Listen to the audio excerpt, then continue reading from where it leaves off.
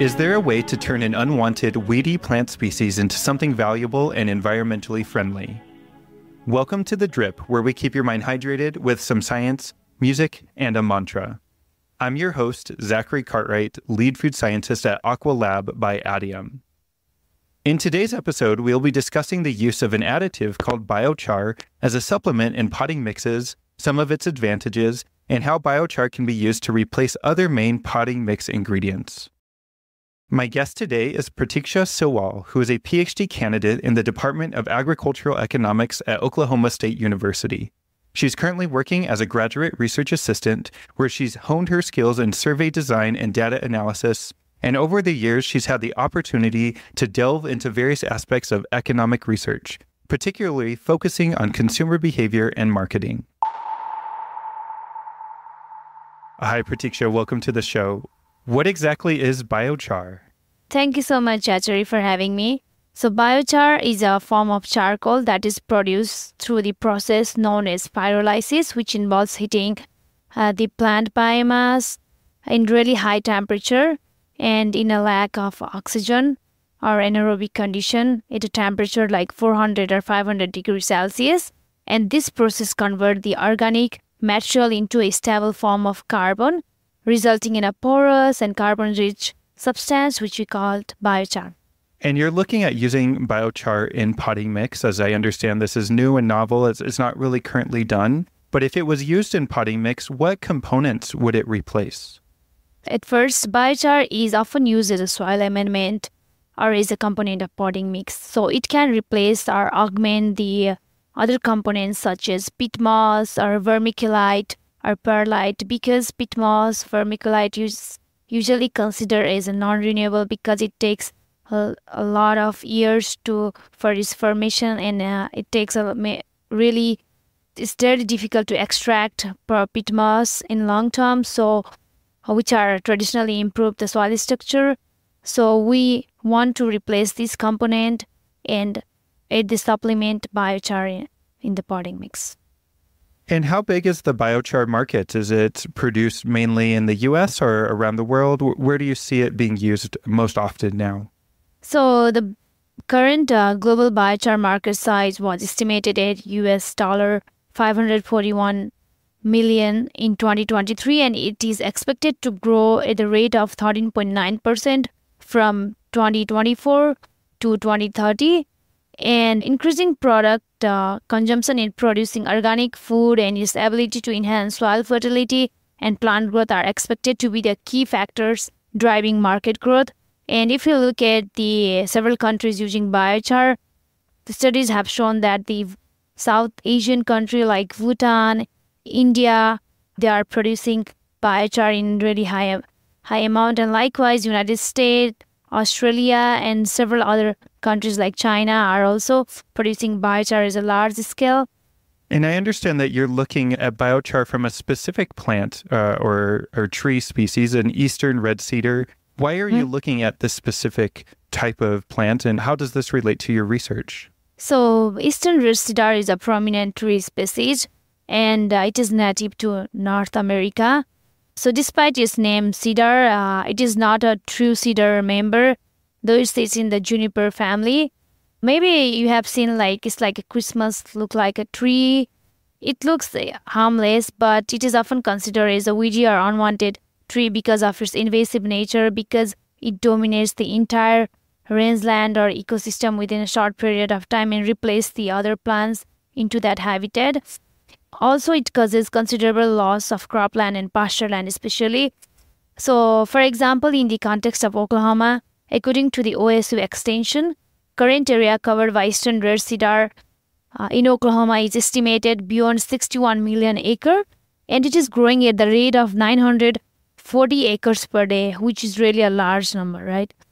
And also, there was a study conducted among the landowners of southern Great Plains, especially Texas, Nebraska, Oklahoma. Like 56% of the landowners want to control eastern red cedar in their rangeland. And of course, there are various ways to control these trees, such as mechanical removal, using chemical herbicide, or even burning. But in the long term, all these methods are either expensive or entail risks or even affect the environment, right? And sadly, the cost of controlling it has become a financial burden for landowners. So why don't we use this nuisance or unwanted tree species into something valuable and environmentally friendly product? Biochar. That's why I focused on the potting mix made from eastern red cedar tree, since it is considered as unwanted tree.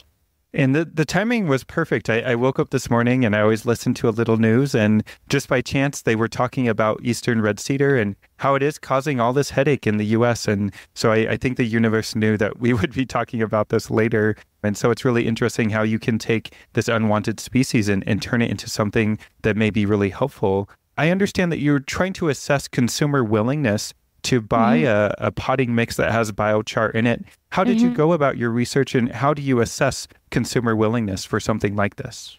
For this, at first, I conducted an online survey throughout the United States, and it's to a panel of like 1,023 respondents. And for this, we want to know that how the respondent perceived this innovative solution. Especially, we focused on the individual who grow plants or buy potting mix, because those are the potential consumer for this product, right? And therefore, we aim to understand consumer preference, attitude, and perception towards this potting mix containing biochar, including their benefit and also concern regarding it.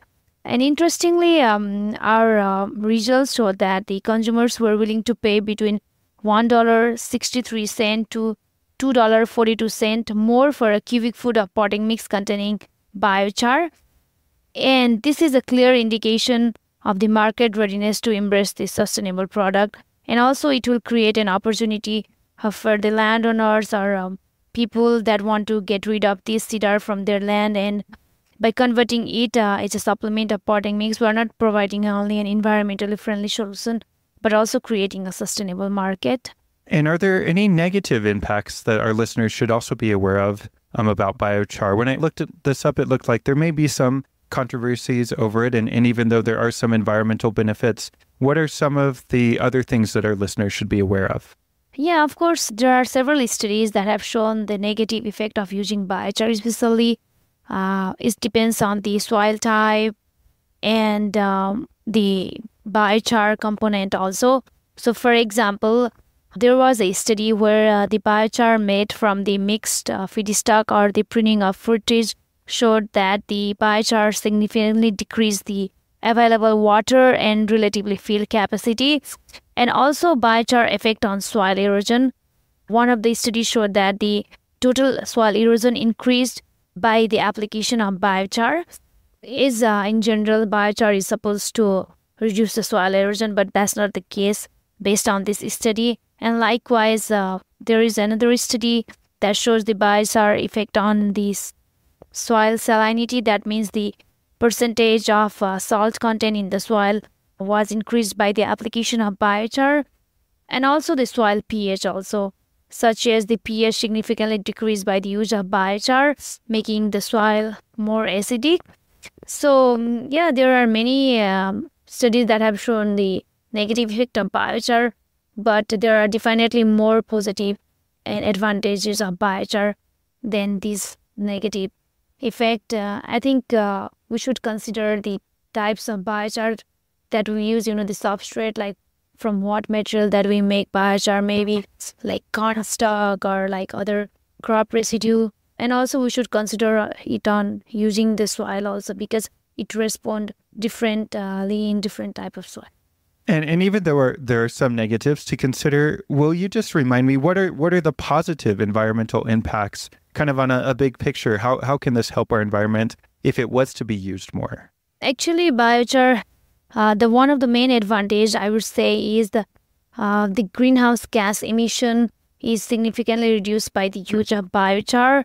Especially biochar helps in the carbon sequestration.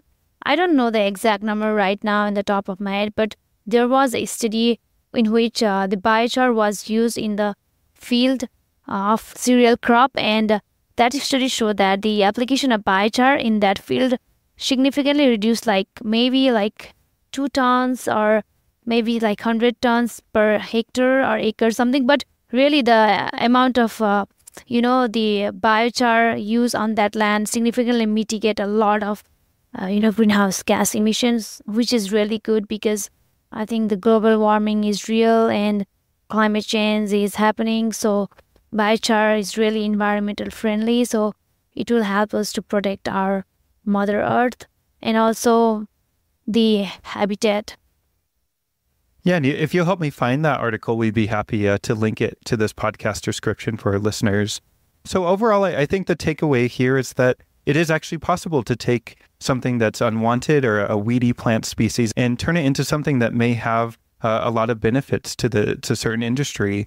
Are there any other plant species that you're looking at or that you're aware of that other scientists are currently researching that might have similar potential? Yeah, actually there are like several species because biochar is just made from plant biomass, right? I mean, any living organic material can be used as a biochar.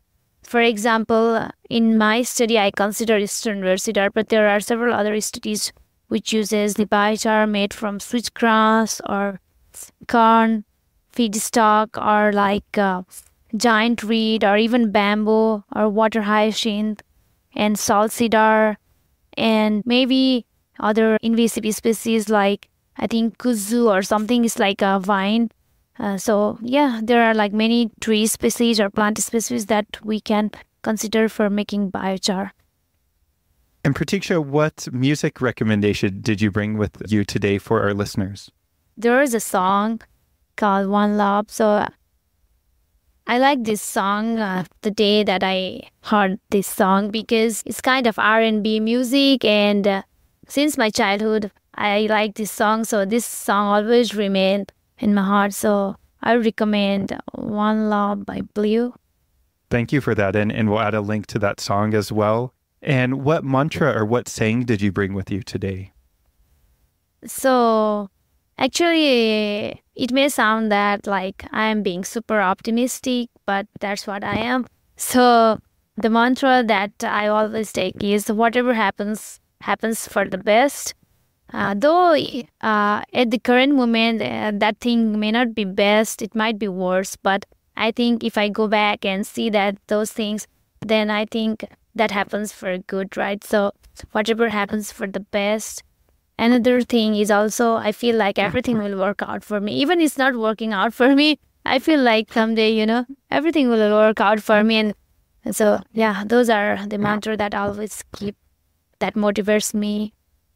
Yeah, things aren't always a linear path, but I really appreciate your optimism, and hopefully that spreads to our listeners, and they can be optimistic today as well. Pratikshya, I really appreciate your time today. This is kind of a different topic for us, but I think your insights, your research is really interesting, and thank you so much for coming on to the Drip and sharing that knowledge with us. Yeah, thank you so much for having me, for giving me this opportunity to talk at least a little bit about my research. And it's kind of fun also. And I really find this podcast informative because I've seen people from diverse background come here and share their experience about their research or anything that is related with them. So it's really, good to hear those podcasts. And I find it very informative also. Well, I'm happy to have a platform where I can invite scientists of all types from everywhere and to talk about what they work on and what brings them balance and also what music they like. So thank you again for being here, and we appreciate your time. Thanks so much. Today's episode is sponsored by AQUALAB. In this episode, we discuss biochar and its potential in potting soil. Did you know that there are also important mutualistic microorganisms in biochar that can be transferred to the soil with it? An article in the Journal of Microbial and Biochemical Technology used an AQUALAB device to show how water activity plays a key role in the survival of one of these microorganisms called Rhizobium tripicii. A link to the article will be in the podcast description. This episode's song is brought to us by my friend Christian, who performs under the name McNasty. This song is called Midnight Thoughts and is a pretty chill house track. Let's give it a listen together.